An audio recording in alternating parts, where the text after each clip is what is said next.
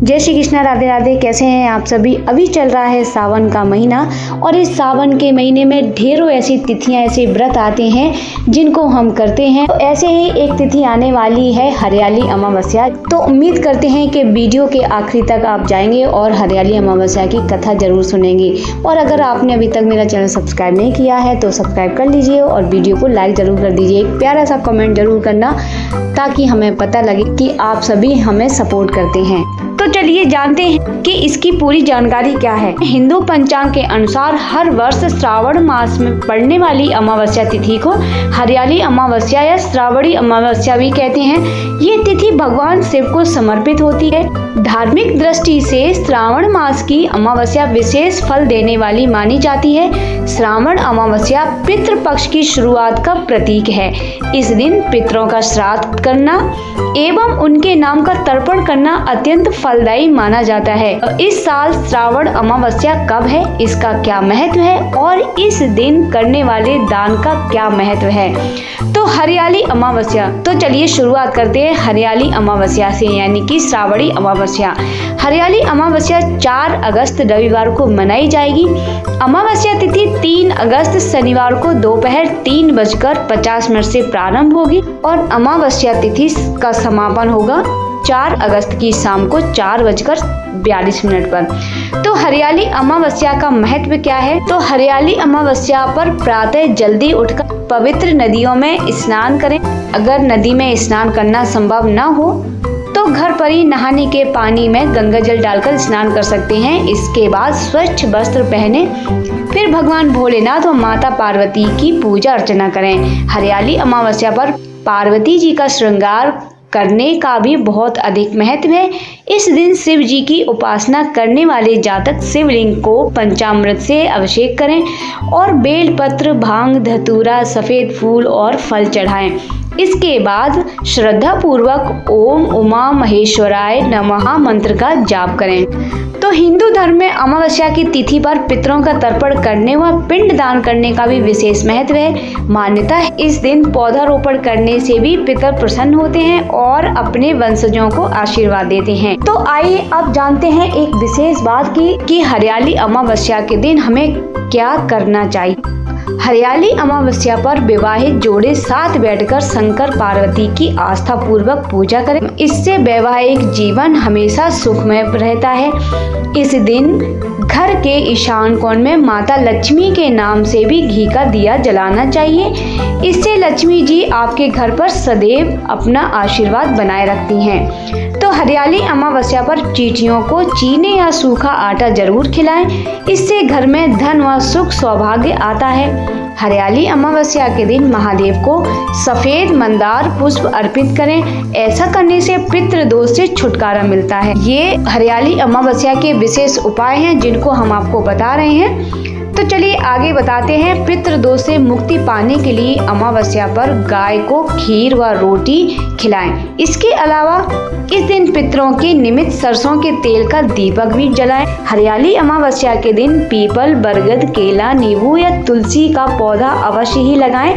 इस अमावस्या पर किसी नदी या तालाब पर जाकर मछलियों को आटे की गोलियां जरूर खिलाएं। तो आइए जानते हैं कि हरियाली अमावस्या के दिन हमें क्या नहीं करना चाहिए। हरियाली अमावस्या के दिन पेड़ पौधों को नुकसान न पहुंचाएं। इस दिन अधिक से अधिक पौधारोपण करें। हरियाली अमावस्या के दिन इस बात का विशेष ध्यान रखें कि आपके किसी कार्य से आपके पितरों को दुख न पहुंचे।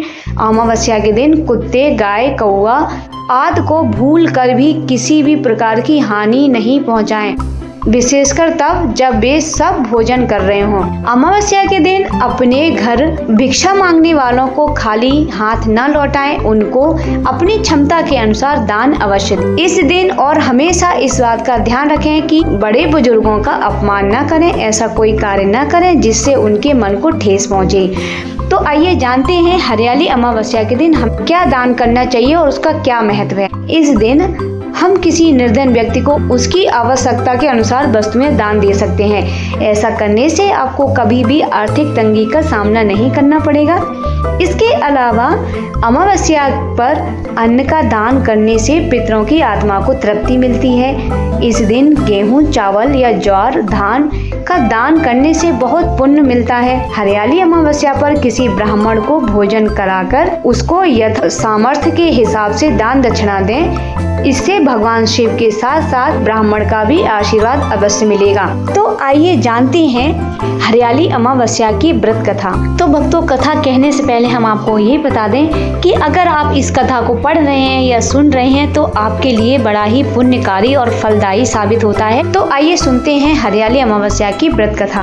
कथा के अनुसार कहा जाता है कि एक राजा की बहू ने एक दिन मिठाई चोरी करके खा ली और नाम एक चूहे का ले दिया। यह बात जानकर चूहे को क्रोध आया और उसने तय किया कि एक दिन राजा के सामने सच लेकर ही आऊंगा। फिर एक दिन राजा के यहाँ अतिथि पधारे और राजा के ही अतिथि कक्ष में सोए हुए थे।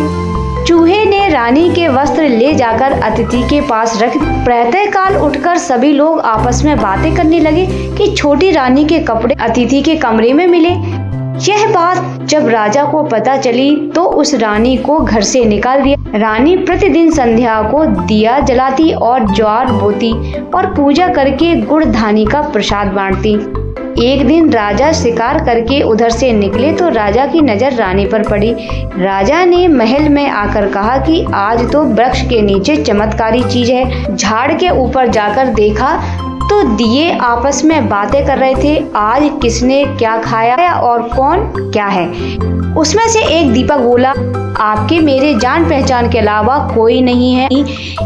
आपने तो मेरी पूजा की नहीं और भोग भी नहीं लगाया। बाकी के सब दिए बोले, ऐसी क्या बात हुई।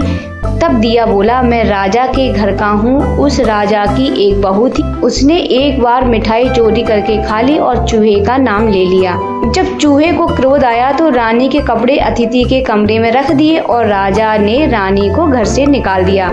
वो रोज पूजा करती थी, रोज भोग लगाती थी। उसने रानी को आशीर्वाद दिया और कहा कि तुम सुखी रहो। उसने आगे बताया कि रानी की मिठाई चोरी की वजह से चूहे ने रानी की साड़ी अतिथि के कमरे में रखी थी और बेकसूर रानी को सजा मिल गई।